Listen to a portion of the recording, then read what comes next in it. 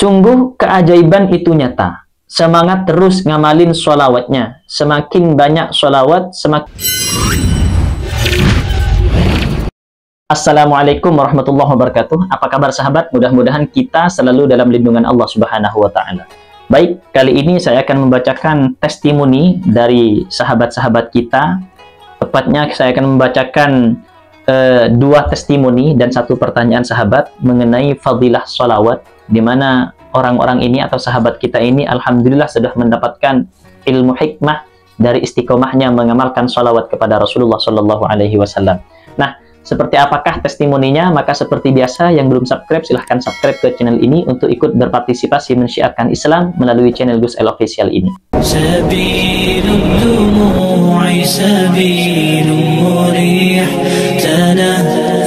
Baik sahabat, untuk menyingkat waktu maka langsung saja akan kami bacakan testimoninya. Testimoni yang pertama dari yang bro. Insya Allah istiqomah. Saya punya hutang, tapi demi Allah Subhanahu wa Ta'ala, demi Rasulullah Shallallahu Alaihi Wasallam, hati tenang, sedikit-sedikit terbayarkan dan tidak menghalangi untuk kebutuhan sehari-harinya. Allah Subhanahu wa Ta'ala menjaga kami sekeluarga. Masya Allah. Kata beliau ketika mengamalkan sholawat, walaupun tidak kontan sahabatnya, namun hatinya mendapat ketenangan. Sebagaimana dalam pepatah dikatakan, jangan mencari kesenangan sahabat, tapi carilah ketenangan. Karena itu bahasa Allah di dalam Al-Quran, ala bidzikrillahi tatma'innul qulub. Dengan berzikir, maka hatinya akan diberikan ketenangan oleh Allah. Karena kebahagiaan yang sesungguhnya adalah ketenangan yang Allah berikan di dalam hati kita sahabat. Percuma misalkan banyak harta, karir tinggi, melambung, tapi kemudian hatinya selalu gelisah, hatinya selalu sedih, hatinya tidak pernah bahagia, maka percuma sahabat.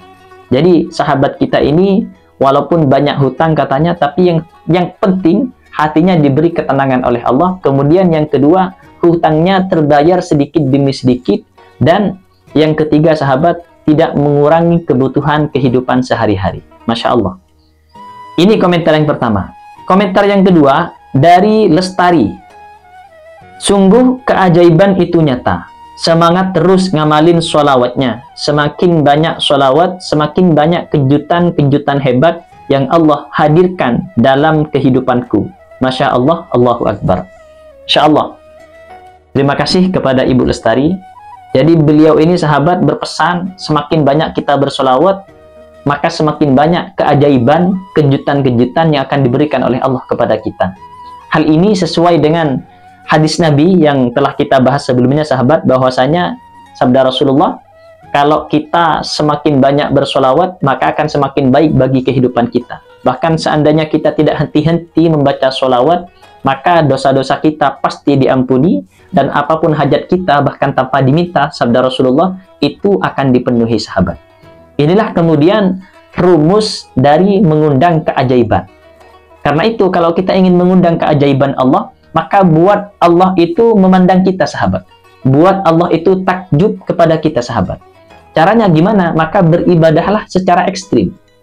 Nah, ibadah yang paling mudah ini menurut hemat kami yaitu sholawat ini sahabat. Kita baca sholawat sebanyak-banyaknya. Bahkan kalau bisa lisan kita atau hati kita itu tidak henti membaca sholawat. Artinya bacalah sholawat secara ekstrim sahabat.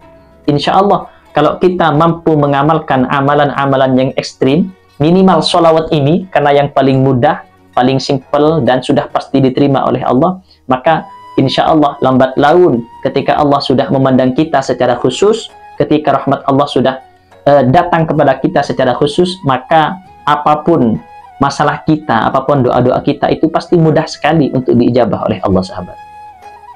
Ini dua komentar yang sangat memotivasi. Terima kasih kepada keduanya. Dan yang terakhir sahabat, ini pertanyaan. Bolehkah berzikir membaca sholawat dalam hati Gus?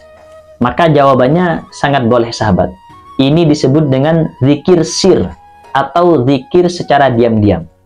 Dan para ulama sepakat, zikir sir ini sahabat itu lebih afdol kita baca kalau kita tengah berada di dalam kerumunan, atau kita tengah ngobrol dengan teman-teman kita dengan kerabat kita, maka zikir siri ini sahabat itu lebih utama. Ini para ulama sepakat dengan pendapat ini. Namun saat kita sendirian, maka alangkah lebih baik kalau mulut kita berzikir serta hati kita juga berzikir sahabat. Jadi zikir siri ini memang sangat boleh sekali, bahkan kalau dalam kerumunan itu sangat dianjurkan. Terima kasih kepada yang sudah bertanya, mudah-mudahan jawaban ini dapat bermanfaat ya, khususnya bagi Al-Fakir sendiri dan umumnya bagi yang bertanya. Dan juga terima kasih kepada yang berkomentar, mudah-mudahan barokah sholawat sahabat, apapun hajat-hajat kita itu dikabulkan oleh Allah Subhanahu wa Ta'ala. Jangan pernah putus asa terhadap sholawat dan jangan pernah lelah dalam bersolawat, karena hanya dengan bersolawat inilah salah satu modal kita untuk mendapat kebahagiaan di dunia dan lebih-lebih kebahagiaan nanti di hadapan Allah Subhanahu wa Ta'ala. Terima kasih, saya akhiri. Wassalamualaikum warahmatullahi wabarakatuh.